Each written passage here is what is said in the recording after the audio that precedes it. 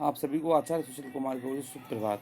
मैं आपको कवि भूषण द्वारा रचित शिवा शौर्य पाठ से पद्यांश पढ़ा रहा हूँ। आप लोग ध्यानपूर्वक सुने और लिखिए। शिवा शौर्य में महाराज शिवाजी की वीरता का वर्णन किया गया है। हाथन के होदा उकसाने, कुंभ कंजर के भवन को बजाने, अली छूटे लटकेश के, दल के दरारन के कमट करारे फूटे, केरा के पात बहराने फन शेष के। भूषण जी कहते हैं कि हाथियों की तेज चाल से उनके हौदे ढीले पड़ गए थे। हाथियों की कनपटी से बहने वाला मद पर अनेक प्रकार के भौरे मंडरा रहे थे। वे हाथियों की तेज चाल के कारण वहां से भागकर वनों की ओर जाने लगे थे। उस समय उड़ते हुए भौरे ऐसे लग रहे थे कि मानो किसी स्त्री के बालों की लट खुल जाने के बाद बाल हवा में इधर उधर लहरा रहे हों।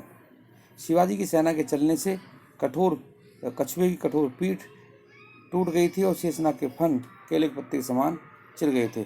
छूटत कमान बान बंदूक को बान, मुश्किल होत मुचान की ओट में, ताही समय शिवराज हुक्म दे हल्ला कियो, दावा बांध वे पीरन की जोट में।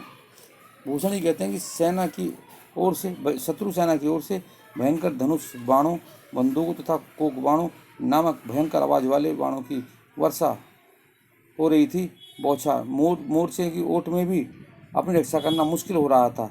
ऐसे समय में जब दुश्मन सेना से बचना मुश्किल हो रहा था, तो ऐसे समय में महाराज शिवाजी ने अपनी सेना को शत्रु सेना पर आक्रमण करने के लिए आदेश दिया।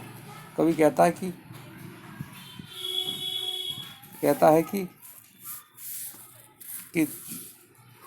तेरे वीर इस प्रकार युद्ध कर रहे थे कि उनकी जिस वीरों की समूह कोई कीमत नहीं है।